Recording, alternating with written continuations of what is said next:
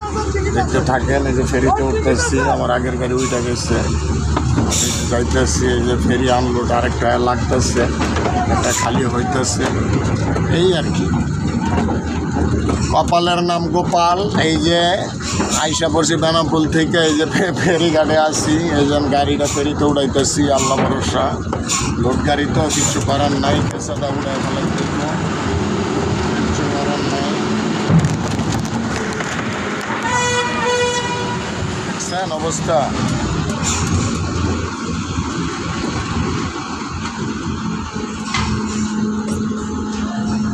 মামা মাঝখানে লাইনে দিও, গাড়ি কিন্তু উঁচা।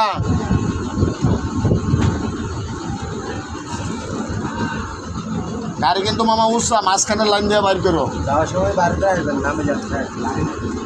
গাড়ি নাই? আরে মামা কি করবা, গাড়ি নাই, সব দিকে অবস্থা খারাপ। ওই যে আমার সামনে আমার কোম্পানির গাড়ি আরেকটা আছে, ও সামনে রাখছে, আমি একটু পিছনে আসছি। সবাই ভালো থাকবেন, আলহামদুলিল্লাহ। আমাদের জন্য দোয়া করবেন। নদী পথে আসি, আল্লাহ যাতে সসম্মানে পার করে দেয়, সব মালিকের ইচ্ছা।